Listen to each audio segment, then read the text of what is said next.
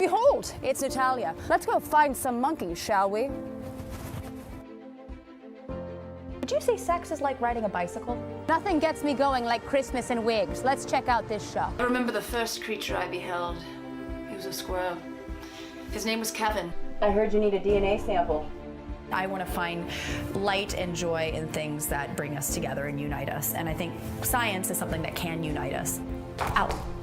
God damn. There's a world out there, a world that needs to be beheld.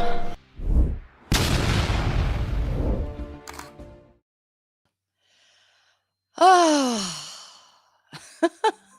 behold, and welcome back to another episode of Survival of the Filthiest.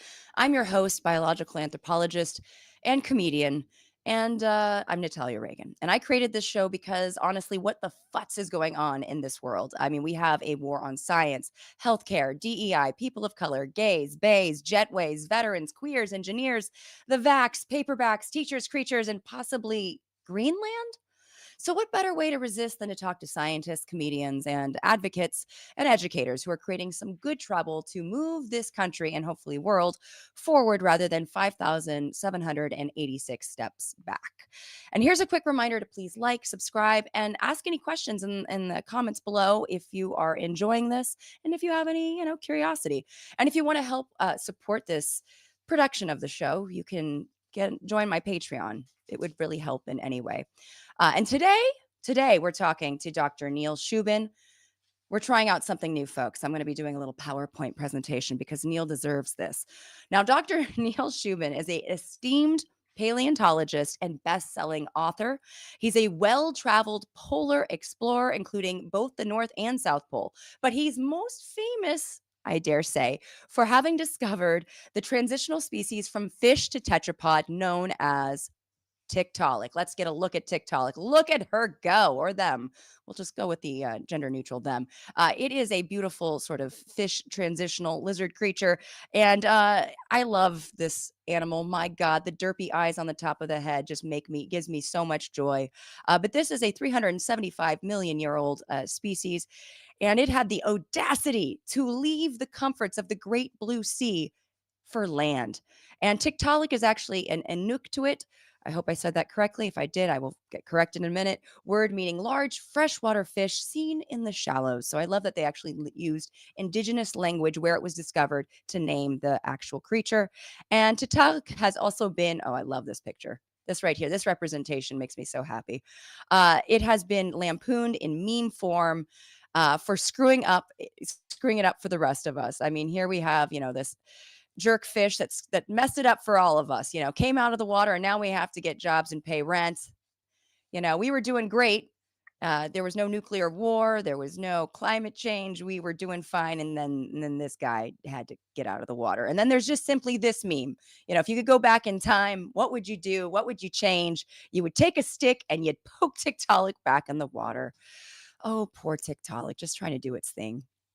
And Neil wrote a best-selling book called Your Inner Fish about the evolution of this game-changing find. And I highly suggest it to anybody who's trying to make sense of how, by the way, he also did a PBS special, but this book makes sense of how we went from something like this to something like this. Now we just dress up like fish because I don't know. I'm a Pisces. I really do relate to this book. But my real favorite Neil Shubin and team find is Kikatania wakei, named for the region it was found in, and for the late great herpetologist Dr. David Wake.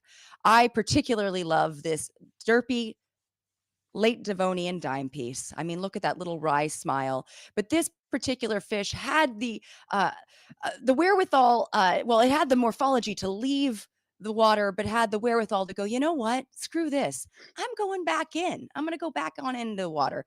And that's okay, because I think it's also a great reminder for folks that evolution is not a goal-driven process. Being on land is not always where it's at, and species do what is best for them. I think humans need a reminder every so often. Without further ado, we're going to talk to Dr. Neil Shubin about his latest book, The Ends of the Earth, Journey to the Polar Regions in Search of Life, the Cosmos, and Our Future. This book chronicles Neil's time in both the North and South Polar regions, recounts harrowing tales of past expeditions gone horribly awry, I've had some nightmares this week, folks, but trust me, it's still worth reading. And details all the scientific discoveries found on, in, and deep inside these icy landscapes, from meteorites seemingly congregating on the surface of Antarctica to microbial life and long dormant viruses to fossils of transitional species that offer scientists insights into the past so we can better prepare for the future. Now this is the part, let me just get to this picture. We're going to go back to Neil, where I get to brag about Neil for a second. So, Dr. Neil Shubin is a Robert Bensley Distinguished Service Professor at the University of Chicago and Associate Dean of for Academy Strategy of the university's Biological Sciences Division. He's also the popular author of popular science books. That was redundant. The Universe Within, The Deep History of the Human Body in 2013, and the best-selling book, Your Inner Fish, A Journey into the 3.5 billion year history of the human body in 2008. Now, Your Inner Fish was named Best Book of the Year by the National Academy of Sciences. And, Shubin earned his PhD in organismic and evolutionary biology at Harvard, nothing to sneeze at, and was elected to the National Academy of Sciences in 2011. And you should follow Neil on all social media platforms. Do it and watch any video he's in. He's an excellent communicator. Now, Internet, please help me welcome Dr. Neil Shubin to Survival of the Filthiest. Hey, how you Welcome, doing? Neil. Hello, Great. hello. How How you are doing? you? I'm doing well, I'm thank you. doing wonderful. Yes. So, goodness gracious, I've been a huge fan of your work for many years and a long time, I guess, internet friend. And I just have to ask you, you spent a lot of time in the cold. Do you like the cold? Do you enjoy it? Well, it's totally, and I've learned to love it, but it's not how I started. I got to tell you, I was a kid who never really camped. I mean, I grew up to 20 years. I was 21 years old when I did my first camping trip. you know. But You then, were. yeah, oh yeah, oh, I was raised in suburban Philadelphia. My family's idea of camping was staying in a Motel 6 rather than a Marriott, and that was that was the deal. But no, I've learned to love these places. I mean, I've had the enormous privilege to work in the Yeah. Arctic and Antarctica for almost 4 decades, and I've learned to love them. Now, what made you want to go into paleontology? Was there sort of an aha moment for you growing up? I don't know if there was any one aha moment, but what really struck me was when I was a student in college, I went to school in New York City, and I volunteered at the American Museum of Natural History, which was down the road from where I went to college. And these people were coming back from these expeditions all over the world, whether it was Chile or China, and you name it.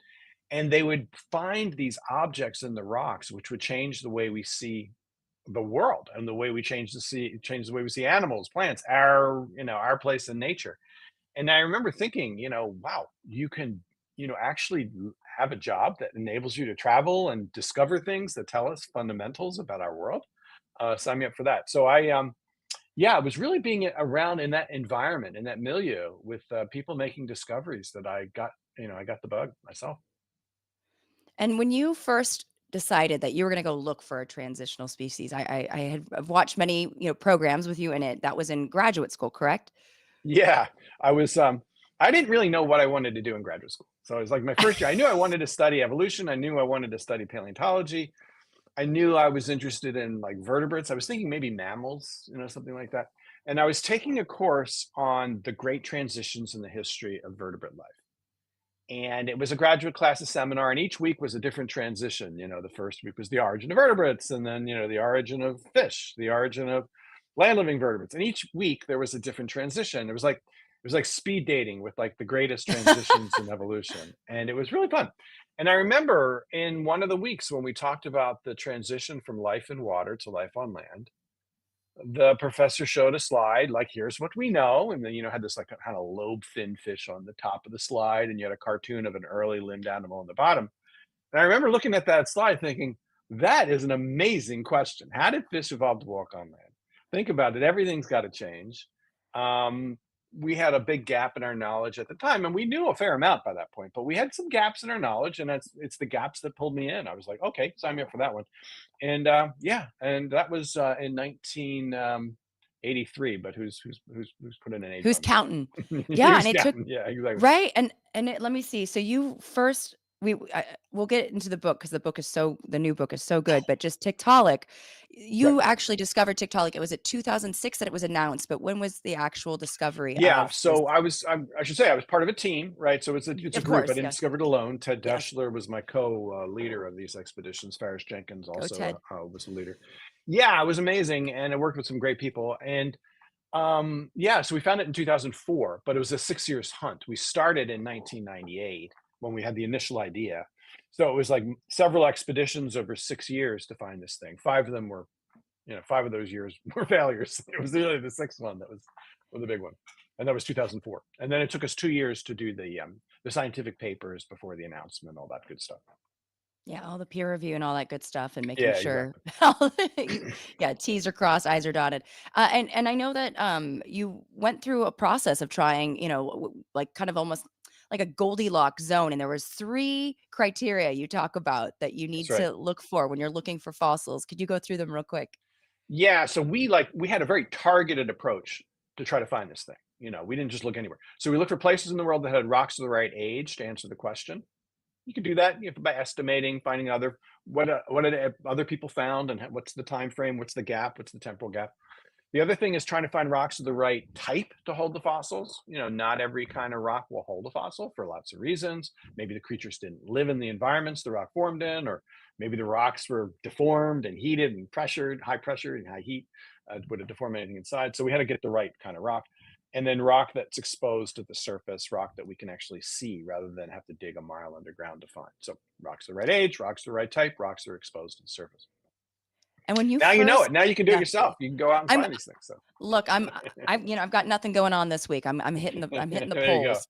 Exactly. And not that kind of pole mom, I swear. Although you never know. You But never know. so the polar regions, why is it such a wonderful place to find fossils? Or I guess it has the three criteria, or is there any other reasons that? Yeah, that was the thing that really struck us. So, I mean, when we added those criteria up, and then we started to think, okay, where in the world can we look that can maximize our odds of finding these things with those three criteria in mind? It became very clear that the place to look was in the Canadian Arctic. There are others as well, but the major one was in the Canadian Arctic. Why?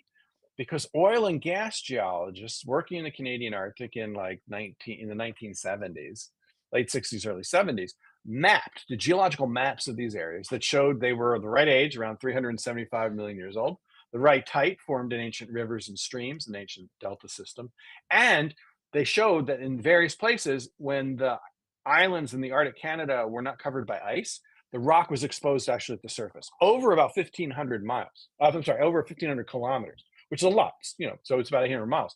And so that was an enormous amount of rock to look at. So Yeah. kind of looked at all that saying, what are we doing down here? We should head up there. you know? Yeah, put on your winter coat. Yeah, have any of the oil, I guess, companies ever come across any fossils that they've brought to you? No, no, none of that.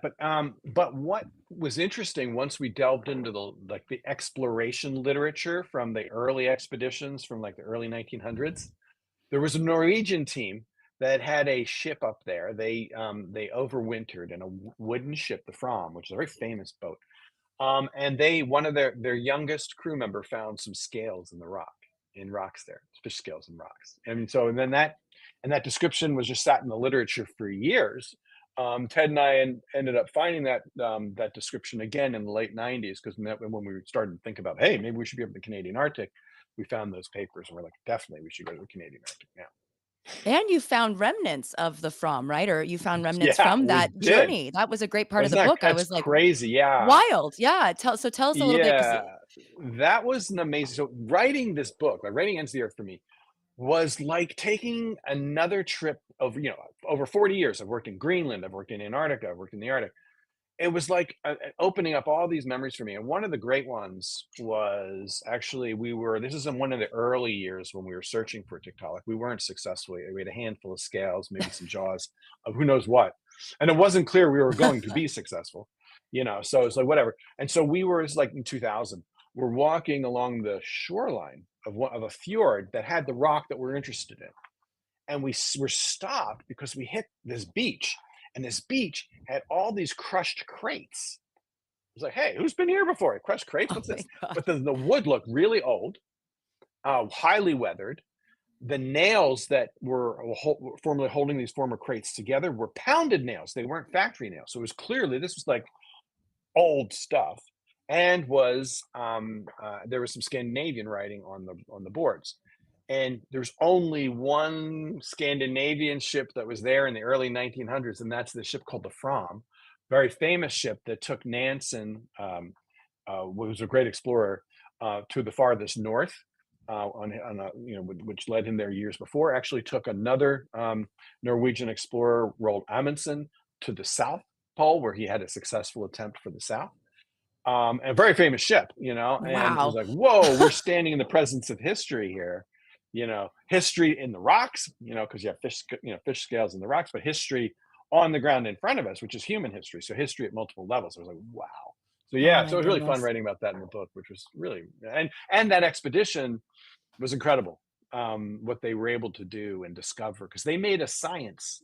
The people in the front, the Norwegians in the front, they made a science out of polar exploration. They studied really hard how humans adapted to the cold and how they worked in the cold, what it takes to do there, all the biological concerns for people and crews to work up there, from basic biology to mental, just staying sane up in places like that. Yeah, so it was really remarkable to be connected to that expedition in this way. Oh, it was just such an interesting, like I was reading it and just hearing about, the idea of seeing something in the distance, having no idea what it is. Is this a polar bear? Is Yeah, it's like, this, what the heck is it? another Exactly. human? Am I, like and It's kind of also sci-fi. Yeah, exactly. right? And even the from meaning forward, right? In Norwegian. Yeah, "Fra" means forward in Norwegian, yeah, so which is what that book Yeah. did, it just was forward all the way, so it was, like, amazing.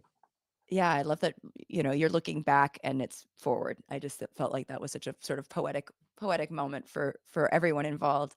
And I know that the folks that were part of the From actually were using sort of indigenous technology with the sledges, correct? Yeah, They that's were correct. using. I mean, in fact, Nansen, who designed the Fram, who ran one of the first expeditions in the Fram, made a point, along with Amundsen, who was his successor, um, in studying indigenous methods for living and working in polar regions. And there were other Europeans who did that, but these folks did it best. And then they merged them with their own Norwegian polar experience, which is, the cross Yeah. country skiing and the various technologies that they had as well, which is the reason why they were so successful in their ability to explore the polar regions.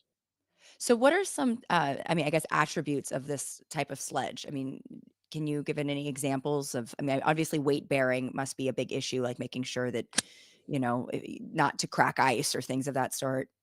Yeah, but it needs to also be something that you can haul, that a human can Mhm. haul, that it can be, glide fast, that it can hold enough, that it is light enough, and the materials at the time to make these sledges, they it was not, there's a lot of heavy stuff out there, so you had to use the right sorts of things, and so no, there was a lot that went into the sort of the technologies that they used. Um, yeah, from using skins for the floorboards of the things, to form the floor of it. No, using like native materials for that, which is incredible. Indigenous Oh materials, my yeah. goodness, that's yeah, and I was curious because the book also covers a lot of the psychological issues of going to polar regions like this, having to deal with Oh, your yeah. circadian rhythms being thrown off, right? And psychosis that could develop over time being so isolated. I was curious if there's any sort of maybe indigenous insights on how to combat that, or if it's something that's just sort of built into Yes. culture Yo, over no, it's time. very Yeah, much built into the culture, and it's very challenging for humans to be in these places. Now, there are no indigenous communities in the South, in Antarctica, that was never inhabited by any human community. exactly. Um, but the North definitely, and the North had a wave of indigenous peoples that populated it, starting around 4,000 years ago. There were the Dorset peoples, then they disappeared, and then they were replaced by the Thule. And so there's a lot going on up there, and with wonderful artwork, great crafts, incredible hunting technologies, and, structures, habitation structures that were amazing given the materials they had to use. They don't have trees, they had to think about ways to do it. But Yeah. really remarkable. And so their social practices were as important as the technologies for making sledges and hunting and implements and so forth, because so much of their cultural practice is around supporting community, supporting being part of community, respecting elders, giving elders the leadership positions, but engaging all voices and decisions with elders obviously at the top. Um, Defining a balance with nature and the natural world, and learning from the natural world, learning the cycles of the natural world in terms of hunting and their own life cycles and so forth. So in terms of their well-being, it's kind of their cultural practices around that. And interestingly, when we apply to work up in those places, we have to get permits from the indigenous peoples. We have to get permits from the Canadian government. We have to get permits from different levels. The indigenous permits, they lay out, these are our cultural values. Tell us how you're going to work with them and how they're going to be part of you. How are they going to guide your work? And you have to be very, very intentional about that. And so it's a pretty remarkable place to work in that way. Now we have our own ways of staying sane. you know, Ours is a little different challenge. Go on. Well, we're there for, you think about it, it's 24 hours of daylight when we're there, and we're in nylon tents. The weather can be lousy. The weather can be from freezing to zero in the Arctic. In Antarctica, it gets a lot colder. And you're still in nylon tents for 4 to 6 weeks. And a couple it with ours is we're on a hunt, and most of the time when we're on that hunt, we're not finding anything. I mean, it's just like you could go day in and day out, not finding a thing. And you can lose the mental rudder unless you need to stay focused, and how you do that is really important. And you can have bad weather that keeps you locked in your own tent for 3 or 4 days or more. We've had 13 days was our maximum being stuck in our tent, which is What?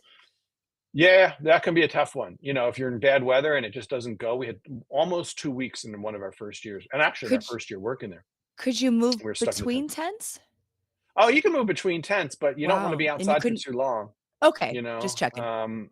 yeah, you can go Oh, because okay. you have Go on. Sorry, I was just curious. biological concerns that are necessary to take care of in those. And so you would go Yeah, outside. well, It's no yes. I fun mean though. that too. Yeah. Yeah, there's no fun in that. And then, Yeah. but but I think the thing about it we learned is to keep people focused. There's certain practices that extend from the Inuit that they use. But the other is food becomes a very important thing. Celebrating people becomes a very important thing. Making sure all voices in the group, we have 4 to 8 people depending on the year, are heard and listened to. That decisions involve everybody, so everybody feels ownership in things, that they've been listened to. But really, in terms of creature comforts, it's really food that's a very big deal. So we spend a lot of time thinking about the menus up there, which seems like an extravagance, but it's actually not.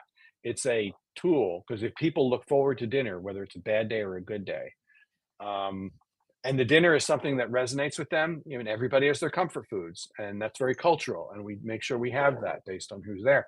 Um, yeah, it's helped us enormously to do this. Spend a lot of time thinking about food, as you can tell. But I do, but it's also paid off in a big way because, I Ah, think what no. that does is it keeps everybody focused. I remember part of just the menus from yesterday, how extensive they were. I think it was Oh, I know it. McMurdo's had a pretty extensive menu for. Yeah, it was so impressive. It had like musk ox, braised something or other, and I was like, oh my god. And then you talked about how you enjoyed your Trader Joe's snack. Like you have your Well, we'll creature do comforts, everything. which is I a little will. bit different Yeah. nowadays. Well, we have to take helicopters and airplanes in, and so the Yeah. weights are limited in terms Oh, of it's not a we lot of can't bring weight. fresh vegetables, Yeah. fresh anything really. It's all freeze dried or canned or whatever, and even the cans we have to minimize because they're heavy. So I've done everything from learning from having a freeze dried canned version of a shrimp etouffee, which for people who like Cajun food, we've had Indian food, we have Mexican, we do it all, and yeah, there are certain cuisines you can't do, ones that rely on fresh, vegetables and fresh, animal proteins and things like that. But we do vegan versions of things, we do vegetarian versions of things. I mean, we do it all. I spend a lot of time thinking about that.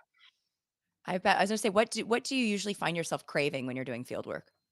Fresh vegetables and fruit. Oh, me, yeah, Mhm. it's fresh fruit. Yeah, I'm like, when I'm or a salad, after about week 4, yeah, I want a crunchy salad, something crunchy, a good tomato would be delicious. A strawberry would be, a single strawberry would be worth like a bar of gold, it's like, Right?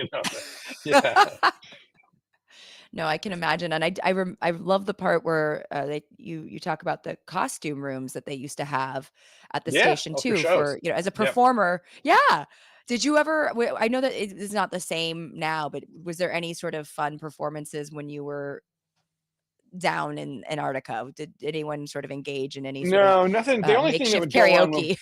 yeah, I mean they do karaoke, yeah, in the bars there. But Good for them. they have a fairly regular night where they show The Thing, the movie John Carpenter's The Thing, so Yes. here you're in the States, so but when we're in the camp, so that's when we're at base. When we're on camp, the camps are, we're 300 miles from the base, and there's only 4 people, and we don't have electricity like that. We don't show movies. We can't. So our Gosh. entertainment's much more basic. It's food. It's food Yeah. and books and conversation. And by the way, it's conversation without Google, right? So think about how many times when you're talking to people and you say, yeah, Philadelphia is the 4th largest city in the United States. And somebody says, no way, it's Houston. It's like, you go back and forth. We're used to like looking stuff up and ending the Yeah. conversation. There, you don't, you have a list of things you want to look up because don't have internet Oh or my cell gosh. or anything like that. I think. Oh, wow. No, I love what you said too about the indigenous community. And I feel like that's something that must be hard for folks. They have so much, emphasis on community and revering elders and letting everyone's Agreed. voice be heard, which is something we don't really do here in a lot of places here in the No. Western world. And so, I have lived alone most of my adult life, and there's like it's almost a sign that you've quote unquote made it or you're an independent person, but it's also very isolating. So, I mean, did you find Indeed. that certain folks were struggling to acclimate in these polar regions because of that? Of our crew or in the community, local community? No, the crew. Yeah, some people do. I mean, we prepare everybody we do our best to prepare people for what they're walking into, but you really can't until you're there. Um, and every season's different. So like this year, so some seasons are really easy when you go out there. So some seasons you're out, and you might not have bad weather the whole time. You might have great weather, it might be around a little bit above freezing the whole time and not too snowy or whatever. Ooh, And it's easy to acclimate to something like that because you're hiking every day. It's beautiful. You can get into the groove, and in a particular year, you're finding stuff. A year like this year is pretty hard, like one we had in July, because there we had a polar storm come, a polar gale, well, probably borderline hurricane, wow. that wiped out camp. And so if you have a storm and you're in the middle of nowhere, 300 miles from base or 200 miles from base, and a storm comes through and wipes out tents and blows your food all over the tundra, people start wanting to go home in that one. You don't say. And yeah, exactly. And so, there's a whole lot of there's not a whole lot of preparation you can do for that. I try to choose people who will stay focused and calm and keep, just stay inside the boxes, what they can control without freaking out too much. But it's hard. I mean, these are challenges. You can be in a very challenging situation there. And, it's hard to really sometimes completely prepare or even predict who can handle it and who can't. And sometimes it's hard for me. I mean, I'm not perfect. And so, there's just keep the lines of communication open, know we're talking to people, and if somebody's struggling, just, bring a whole lot of empathy and compassion to them and, help them through it. Yeah, no, it reminded me. Obviously, it's a very different extreme, but I did field work in the tropics, and it's also an acclimating there. I mean, I know people who have lost it in the field because they were too isolated in the forest, but there it's Mhm. everything kind of wants to kill you, but in a different way, in a different, more, Right. a warmer, more venomous way. But it just Right. reminded me of all the things that you just have to sort of get yourself in a good headspace. But also you talked a lot about keeping a sense of humor about yourself, and you always Exactly. have, your writing always has a sense of humor. So I can assume that you're very delightful in the field. You keep it fun. I like to think so. Talk to my colleagues, but but we do try to keep it light. We keep it light about everything but safety. So safety is like the key thing. So we don't joke about that. We don't, and we prepare everybody for that. That's the key thing. And in fact, if anything feels unsafe, we don't do it. Science is a lower priority than safety and well-being. People's Yeah. well-being, which is part of that too. Because if we're not looking out for their well-being over, 6 to 8 weeks, they can start their performance can decay to the point where they are at risk of an accident or something like that. So we want to avoid that. But yeah, keep Absolutely. it light, keep it funny, keep goofing around all the time. And yeah, and also celebrate people. People come with different talents, and Yeah. give them a platform to celebrate so they feel included and engaged, and that it's real, not just make believe. Yeah, I love that. No, I think it's very important to make people feel included, and it's really hard, I think, to keep morale up if you feel like your contributions have been completely forgotten. So I think that's great that you Yeah, make it's time rough. for that.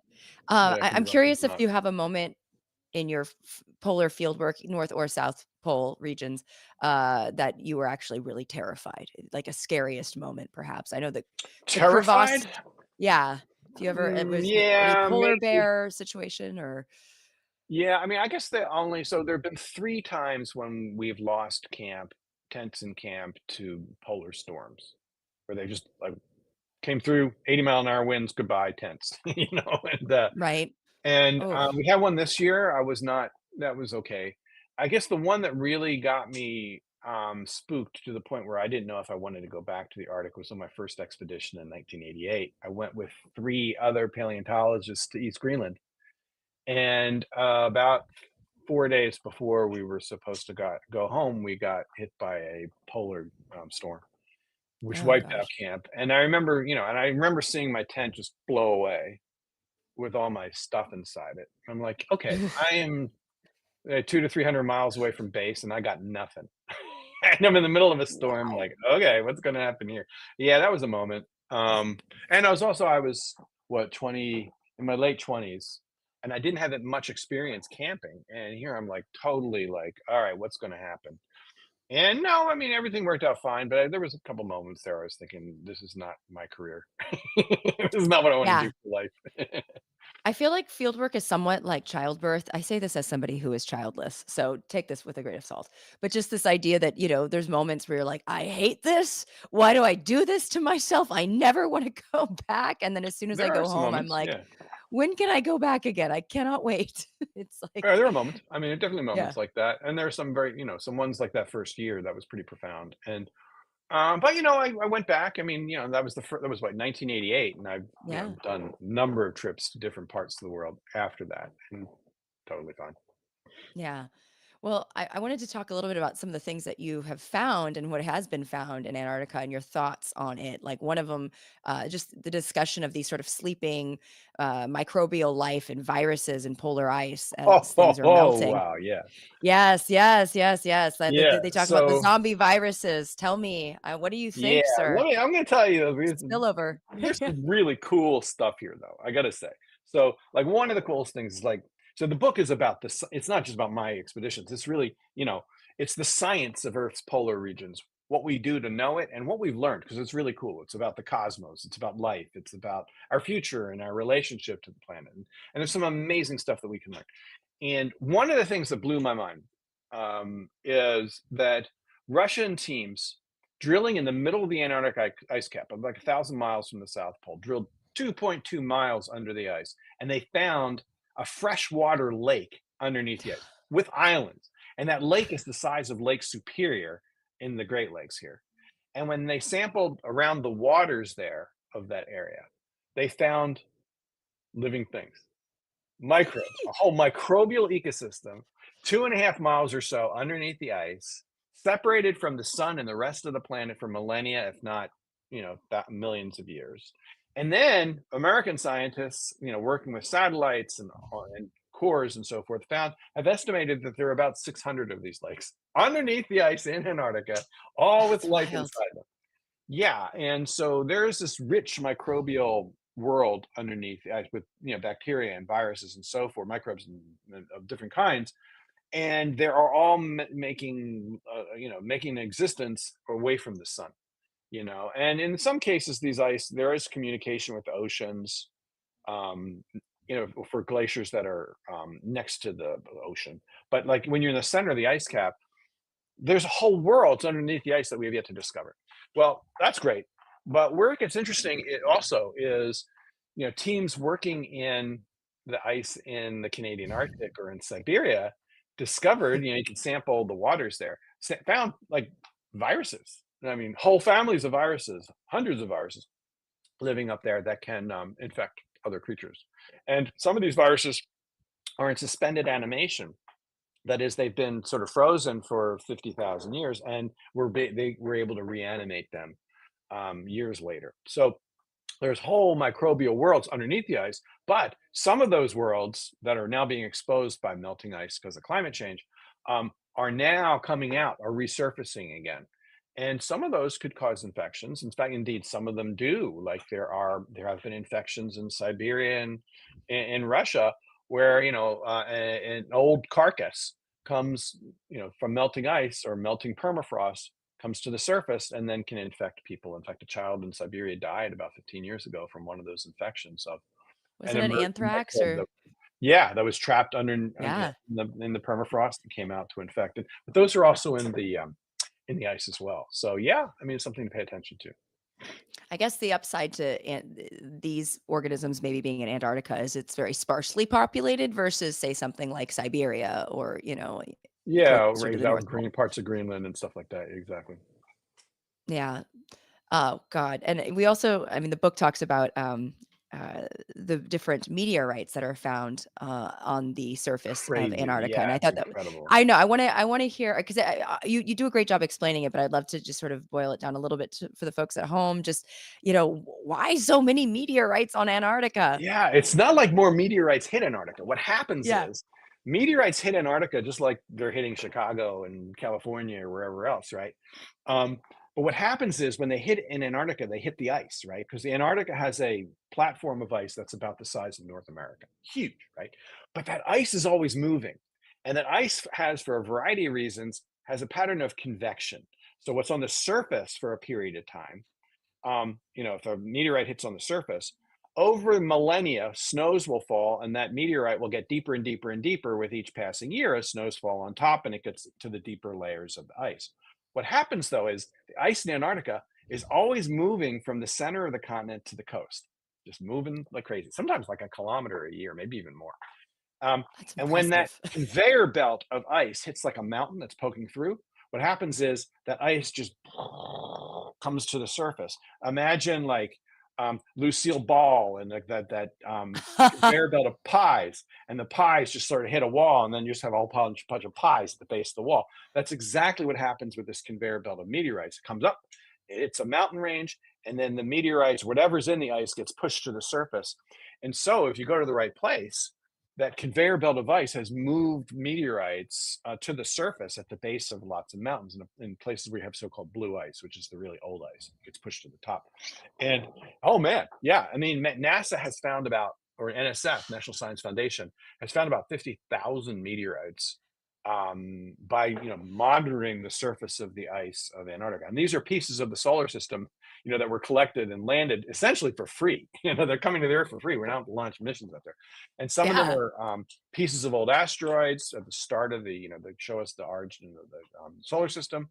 Some are pieces of the moon that broke off during asteroid impacts and that landed on Earth, and some are pieces of Mars actually that landed on Yeah. Earth after an asteroid impact. So again, so Antarctica is, and the polar regions in general, are like a field day to do all kinds of different science. And that's kind of what inspired me to write the book, honestly, having done these sciences for a while. And then being in the cafeteria in the base called McMurdo Station in Antarctica, it feels like the cantina scene in Star Wars at Mos Eisley Station.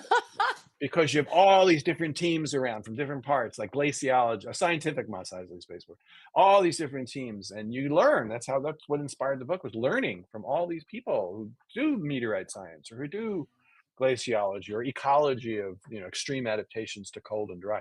It's incredible. Oh, that is so fascinating. It reminds me of just like even like, when I think of conferences and you at the conference bar where all the great Get different fields collaboration, together, exactly. you know what I mean? But that's great. And there are a lot of them are from different countries. I'm assuming that, Indeed, yeah, and they all have different and that's outfits. Like in the wonderful. U.S., we have Big Red. We have this giant red parka. Yes. We walk around like 5-year-olds in our first winter coat because it's so big and puffy. Oh, but the Japanese have a one piece, and they wear crash helmets. Ooh. The Italians have a one piece that it was like red and blue, it was kind of swish. Yeah, and we have this big old parka that we look like 5-year-olds on a sledding trip, but in the U.S. Do But you sorry, it's do warm. you leave it there? Oh, sorry.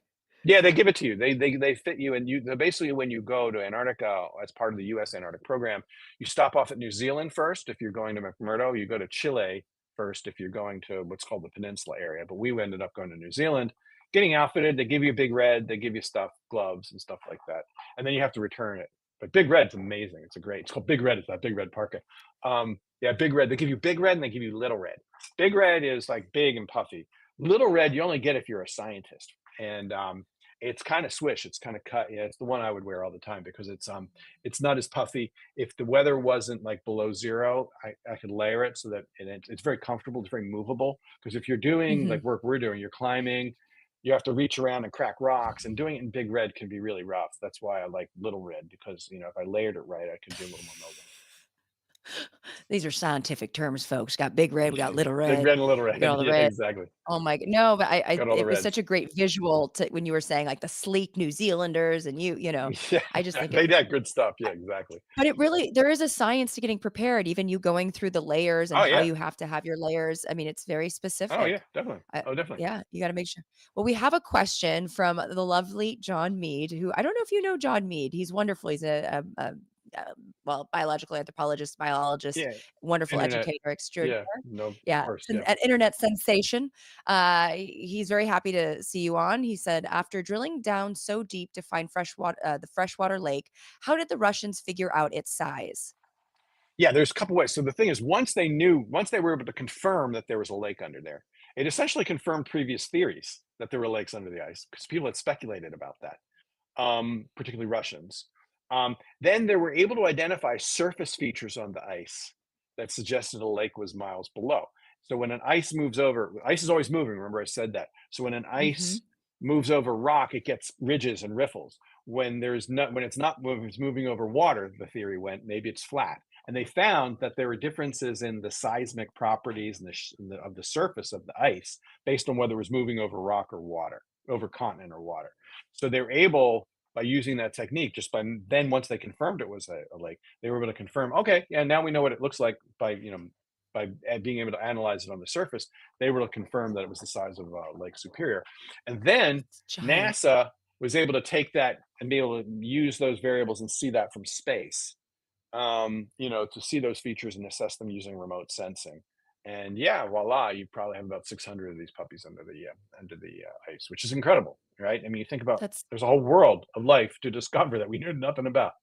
Yeah, it's crazy. Antarctica is the Minnesota of continents, just filled with lakes, just the land o' lakes.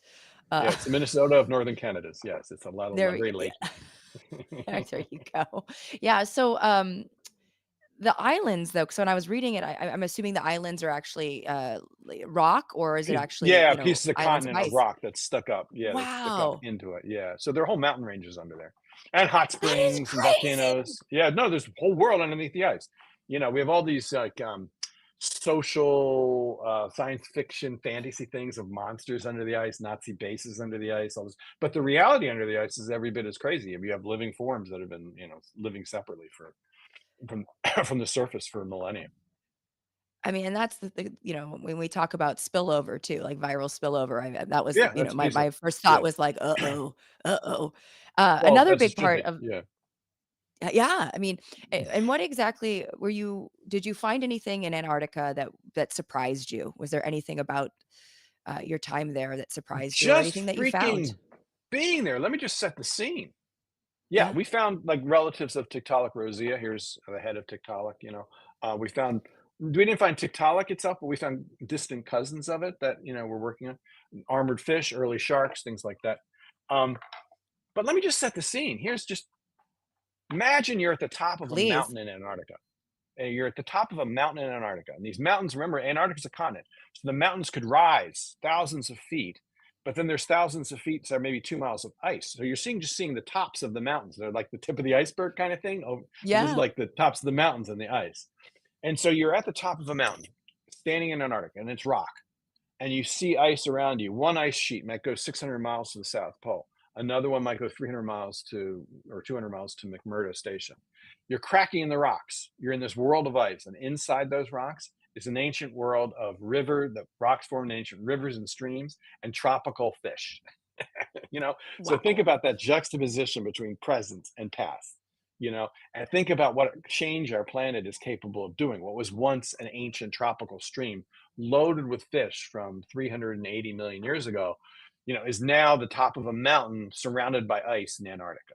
All right. That is like every now and then you're like doing something and you have to pinch Mind yourself blowing. because it's so wild.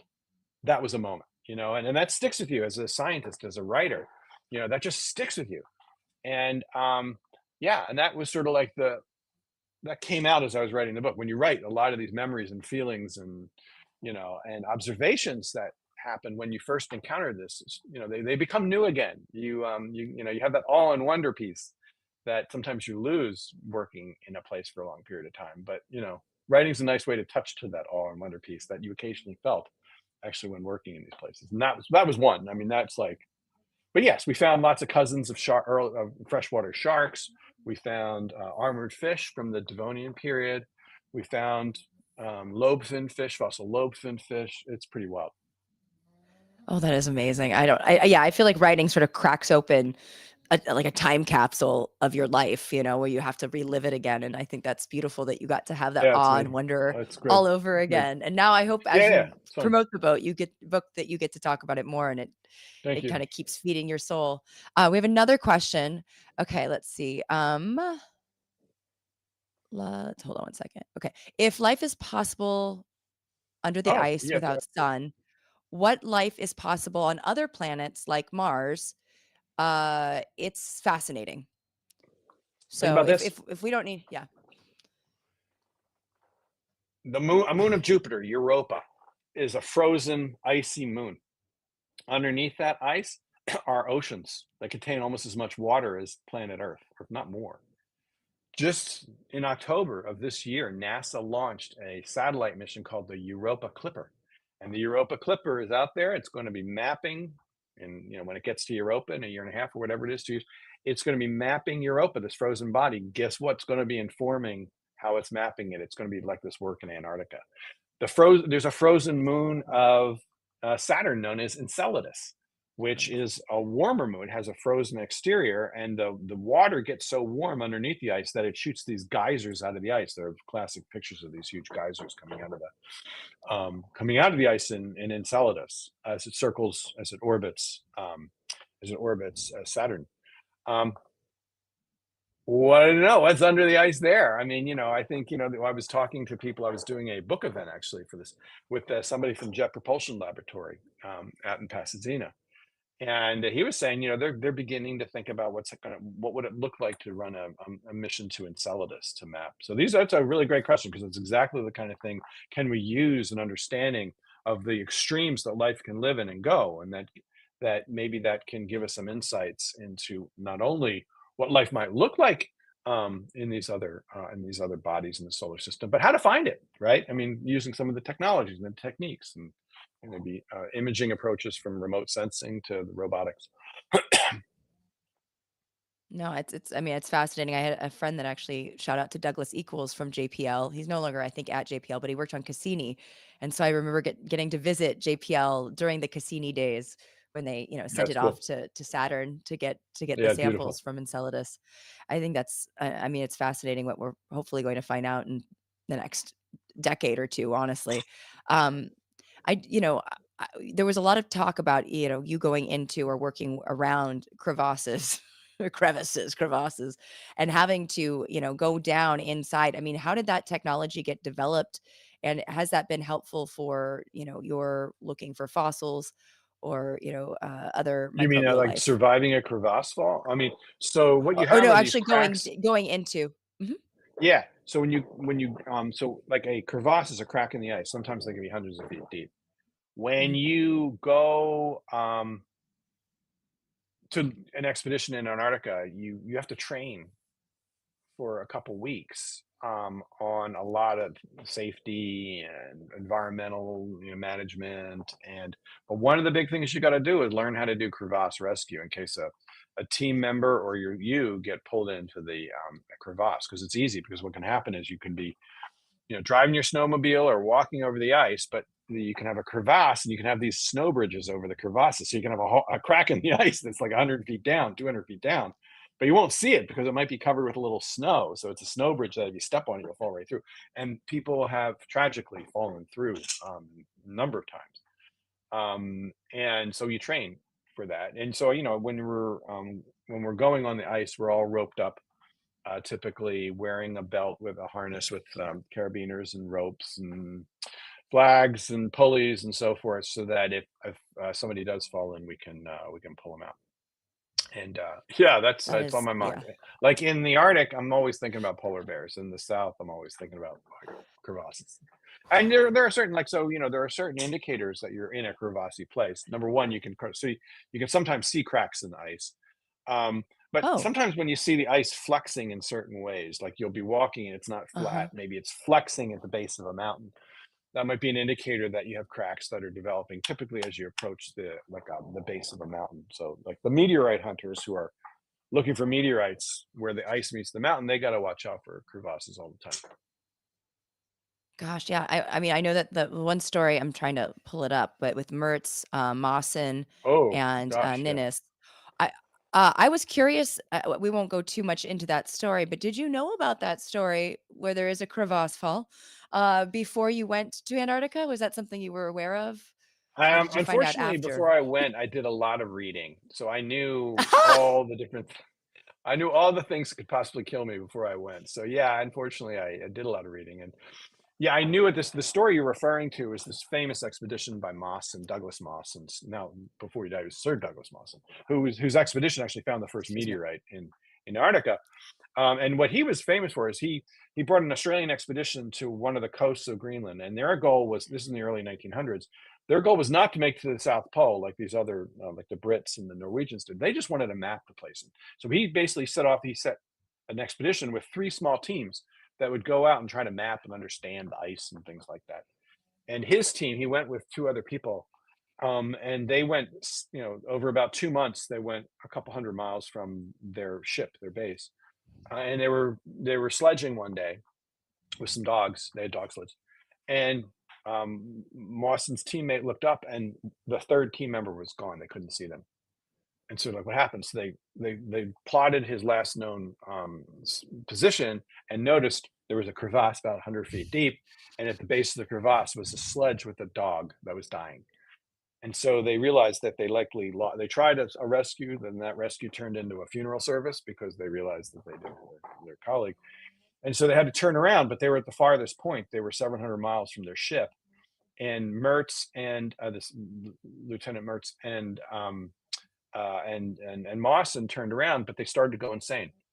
And Mertz started to destroy the gear. And remember, they lost a lot of gear that went down into the crevasse. So they had limited gear, and one of them was going crazy, and the other one was getting sick. Eventually, Mertz died, and Mawson, for the final 100 miles, hikes back to the boat by himself after this epic journey, losing two people. He gets back into camp, sees a couple compadres who stayed behind, and they said, "Sorry, we missed the boat." And out in the distance, this is days where he had walkie-talkies or phones, out in the distance, about 30 miles away, was his ship heading back to Australia. And they left 6 people just in case he returned. And those people were going to wait a year with him for the ship to return. But his ship left him. So he's like, oh my God. But, he had good news. Once he was able to recover, he had good news because one of the other expeditions he sent out that didn't lose people actually found the first meteorite on Antarctica, which sort of set the stage. Which launched almost over a century long, I guess, hunt for meteorites, Yeah, right? it's about 50 years. Yeah. 50 years. Yeah, yeah, 50 50 years. years, you guys. No, but it's a harrowing tale. All I know is I actually was listening to the Yeah. audiobook at that point because I've been reading and listening, and I was like, "What?" I run while I do this, and I think I audibly like Mm. gasped and yelled, and it was eating the liver of. I mean, we won't. It's a sad story, Yeah, but this the is why liver you of one of can't the eat. dogs. Yeah, exactly. Don't eat carnivore liver, folks. This is your. Yeah, it was bad. It was vitamin A This is your poisoning that nearly PSA. killed him. Yeah, Yeah, exactly. vitamin A is no joke. Don't ever eat a polar bear liver. Bad idea. Not a good idea. Wow. Have you encountered polar bears? Yeah, but not commonly. We usually work inland. When we Copy work on that. the coast, they're around, but no, we haven't had any major problems with polar bears. I'm thinking Great. about them all the time, but we haven't had any major problems. No. By the way, Dr. Donald Prothero says hi. We were students Oh yeah, I together was at when AM. I was yeah, I was when I was at Yeah, the American Museum, which I was talking about. I Don love was one of the that. graduate students. Yeah, so it's a small world. One of my We actually favorite one of places my in the first world. one of my first scientific papers was with Don. We'd worked on Mesohippus, and That's what he we were says, measured. yeah.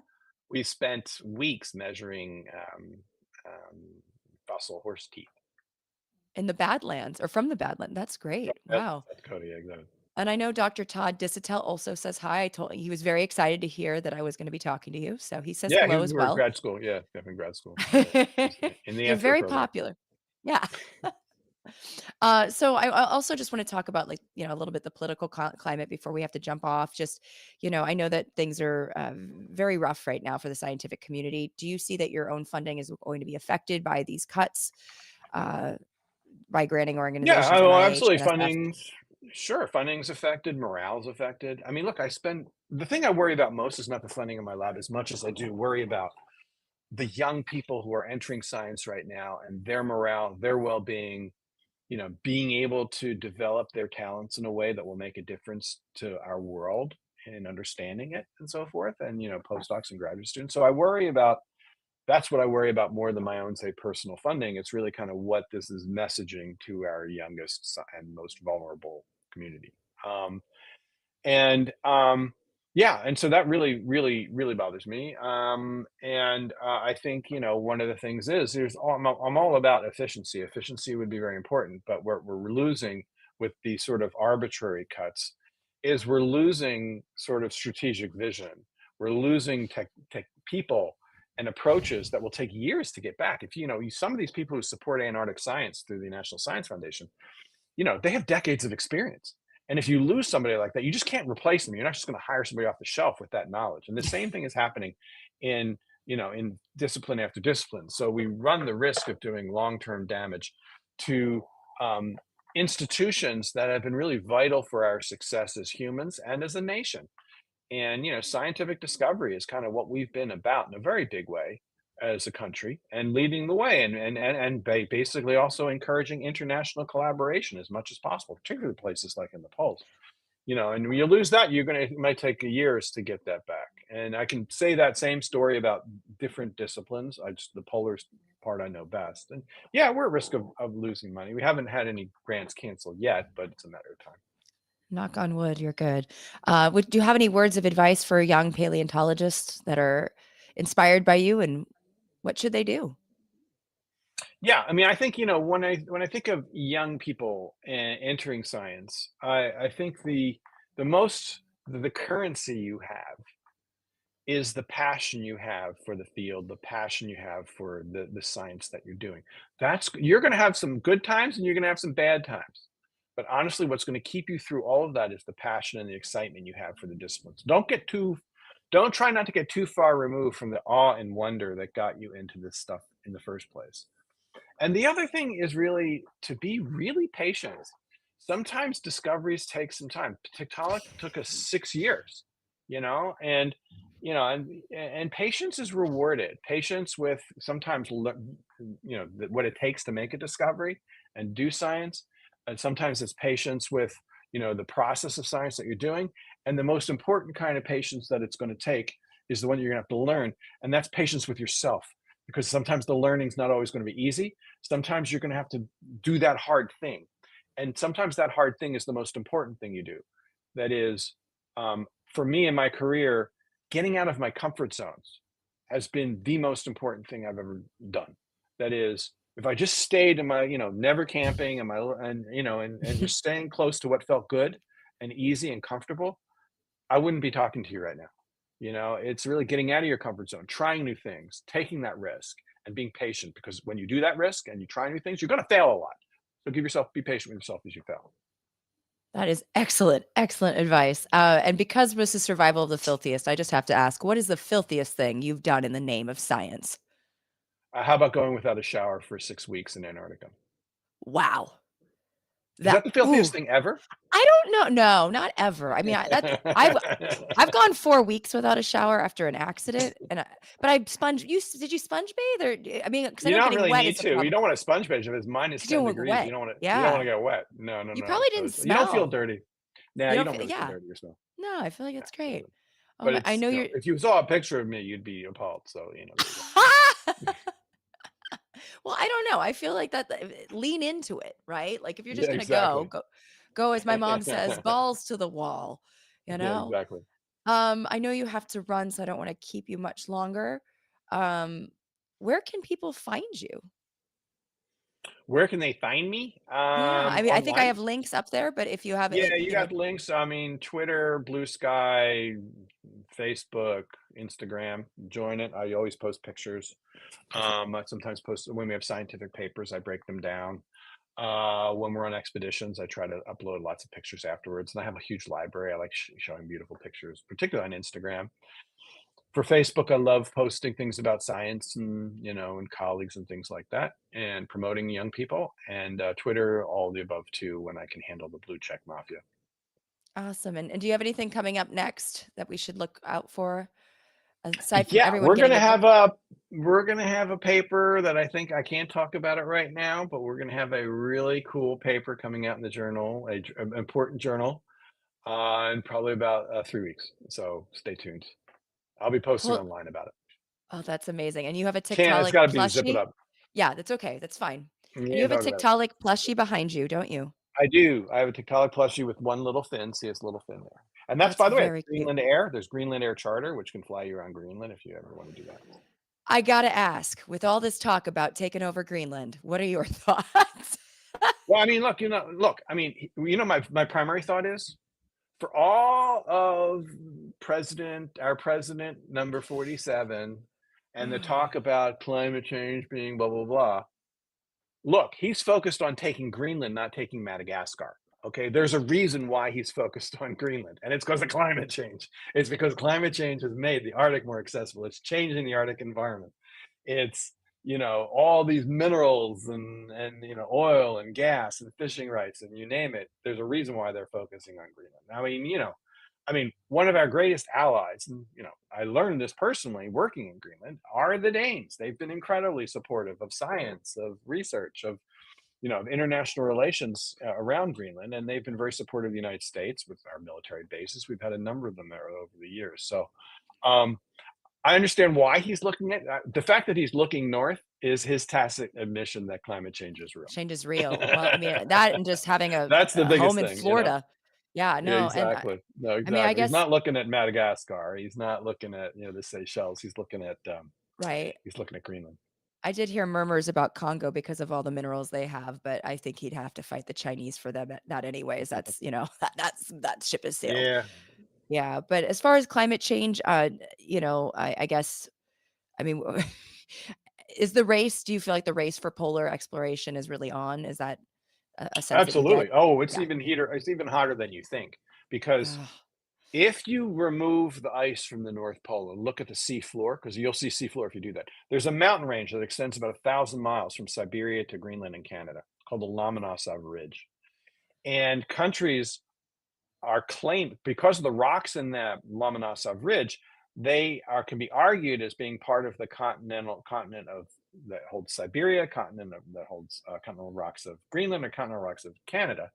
Each country, but what that means is each country is claiming that their continental shelf, their boundaries, their exclusive economic zone could extend several hundred miles from that mountain range. So each country is claiming an area about twice the size of Texas because of the law of the sea underneath the North Pole. That is the entire ocean. wow. So when you think about one of the hottest geopolitical jockeying moments and discussions that's going to happen, it's really about who controls the sea floor beneath the North Pole. The Russians made their claim, the Danes made theirs, the Canadians have made theirs. They're going to modify it, but each one of them is making a grab for an area about twice the size of Texas. Oh, little less than twice the size of Texas. So yeah, so expect the world with the heating world, in terms of temperature, the politics are heating up as well. I Geopolitics is just feel heating up like as there's well. a Santa movie somewhere in there, like Santa's gonna, defend his pole, like from Yeah, all. exactly. That's wild. I mean, I get that makes sense, but it's also bonkers. Oh my Yeah. goodness, Neil, this has been a wonderful conversation. I feel like, do you have any parting words or things other than buy this book? It is so You know, good. It really well, is. thank you so much. No, I just Yes. thank you for having me on, and thanks all the audience for attending. And yeah, I'd love to connect with everybody online, social media. Yes, yes. Please follow Neil on everything. And again, the title of the book, because I have to get the full title. Excuse me. Where are you? Notes. Hold on. It's right here. Ends of the Earth: Journeys to the polar regions in search of life, the cosmos, and our future. And forgive me, I sound like Kathleen Turner today. It's a little bit of a raspy voice. But Dr. Neil Shubin, thank you so much for your time. You have been All righty, incredibly thanks. inspirational.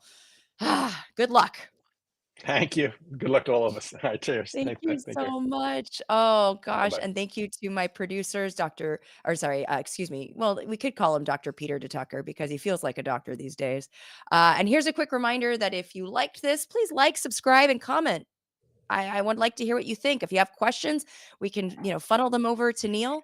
And if you want to support the very elaborate production of this show and my other SciComm, you can join my Patreon. And next week, I'm excited to talk to my friend, finally, Dr. Aisha Khan, who is a emergency physician, a global health expert, and associate professor at Stanford, who just did a 6-week tour in Gaza as a doctor there and wrote an article for the New Yorker. And we're going to talk to her. And I want to acknowledge my amazing patrons. John Mead says hi again. Hello. My patrons are Daniel Wynn, Claude Allen, Simply Tom, Skullbeard, Tori Yates Orr, Redding Maley, Dana Logan, Michael Z. Weinstock, David Leitner, James Hudspeth, Anthony Zana, Tom Berman, Jen Beverstock, Scott Froschauer, which means frog beater, JSB, Jeff Cohen, Andrea Bloom, and none other than Jonathan Marks. Thank you so much. And until the next time, stay filthy, my friends.